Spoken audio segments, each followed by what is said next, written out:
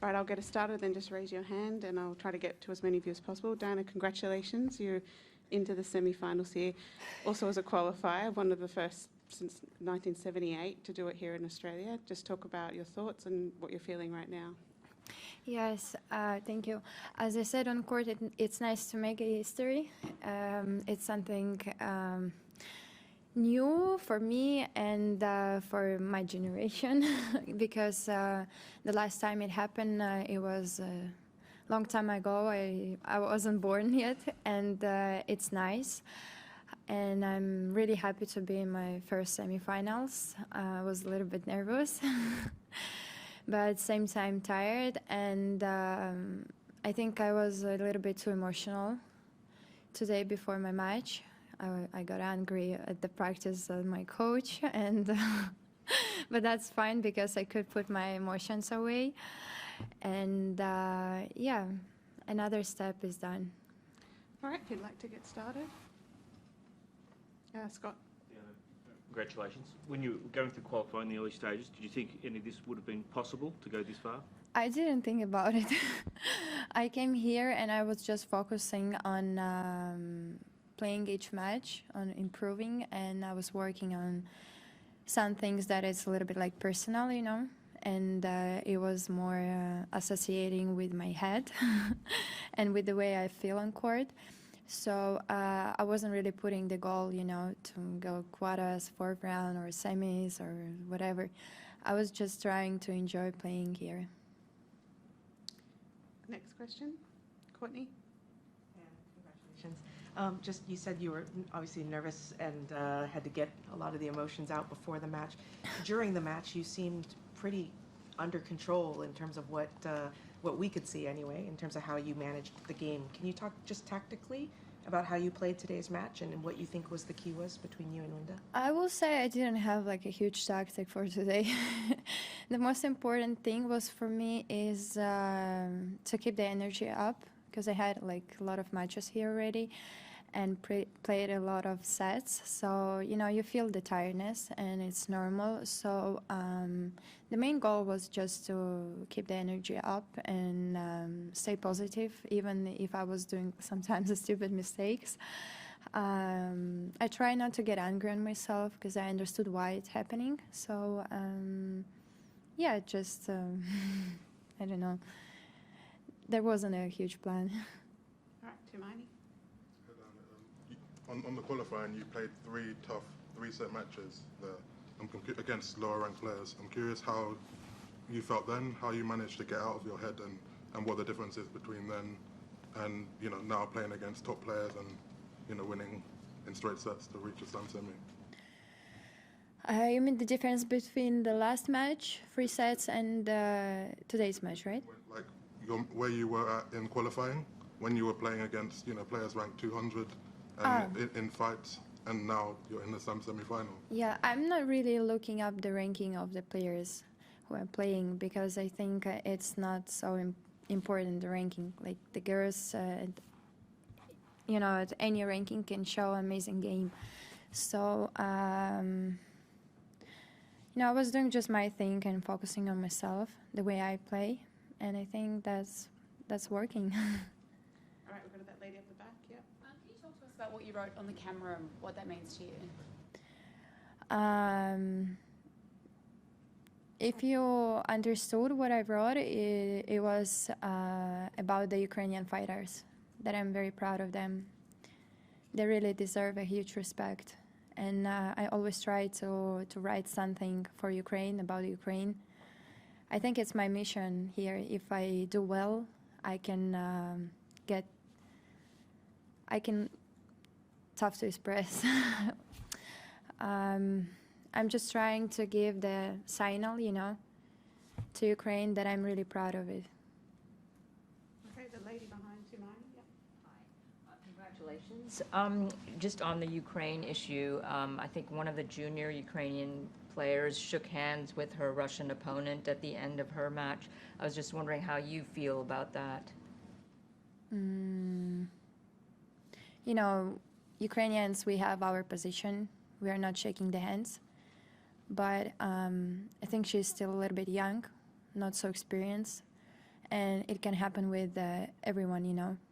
And I cannot judge her because I don't know what was in her head. So did she made this in purpose or not in purpose? I don't know.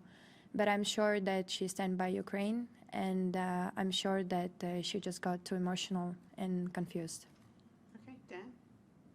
You spoke really beautifully about your mother on court, and it's common, obviously, that a lot of parents would sacrifice a lot to travel with their children, but how much more difficult has it been for your mother, given what's going on back home, to be juggling all of this? Before, my parents were traveling with me a lot.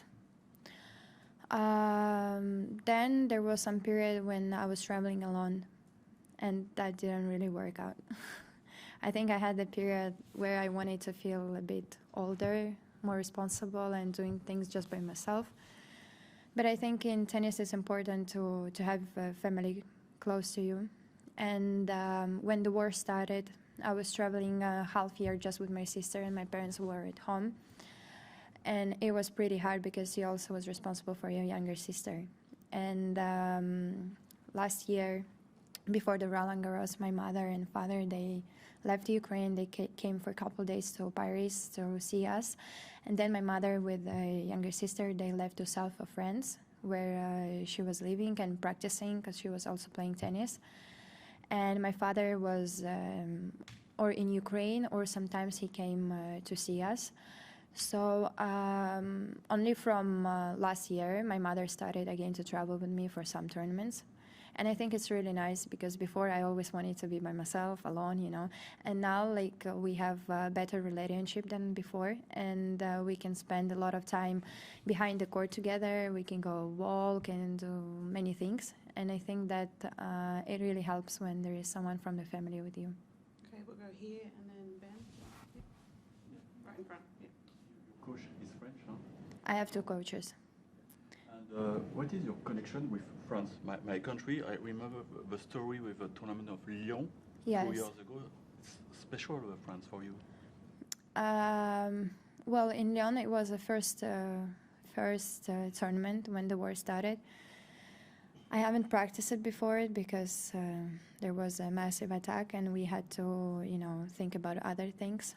And when we left with sister there, the France met us really nice, very warm. And, you know, I think I was over emotion there. And the way I played and how I get into the finals, to be honest, I don't know how I made this, but it was a tough moment. And I mean, I like France. I love it. It's really nice there during the summer and spring. It's warm and nice conditions to practice. But I still prefer my home. And I wish I could get there more often. Okay, we'll go up here and then Simon and then over there. Yep. I just remember in 2020 especially, you had so much stuff going on. You were putting out music, you were doing photo shoots, all sorts of stuff. You were very busy, it seemed like. And I'm curious if you still have all those other outside interests as well, or if things have simplified around just more tennis focus lately. You know, there's many things that I like to do. I like singing, yes, but I will say it's a little bit past. But in February, I hope that one new song will come out. It's not just mine. It's gonna be 3 of us, 3 different countries that we, you know, got together and we made a nice song. I'm not gonna talk much about it. You're gonna hear it soon, I hope. And I like modeling, I like fashion, I like philosophy, and I like many things to do, but I don't have much time for it. Okay, Simon? It's obviously your first semi-final of a Grand Slam. The whole place is quite different in the second week with not as many people around. Is it an unusual experience for you behind the scenes too, as well as on the court? I don't know, for me it feels same. I don't know why. Feels very comfortable and feels like at home. I had already experienced at Wimbledon when I get to the second week, but I lost 4th round there, so I couldn't really feel it, you know, how is it. And here you're that focused on the matches, on the process, on the routines, that the time goes like this pretty fast. So you don't have much time to, analyze how's it and how it feels. But for sure, when everything is going to be done here, then I will have a lot of time to think about it, how I felt and the emotions I had. So for now, I'm enjoying to be here in the second week. Right, we'll do a couple more. This gentleman here, and then Tumani. Yes, you? You had your hand up? Yeah, did you? No. Okay, all right, Tumani. In your last press conference, you talked about how tough the last 3 years had been at times. Just wondering what the challenge was of coming back after you were cleared to play again following, the provisional ban. What the challenge was of, regaining your form and regaining your tennis and getting back to the level I'm sure you wanted to play at. The challenge? I need to think. It's a good question. I didn't ask myself that question, to be honest. I think that I have a dream since I'm a child, and that's what was moving me forward, no matter what happens. I had a lot of difficult situations, and I don't want to talk about it right now. Maybe some other time I can explain it, and the story will sound completely differently.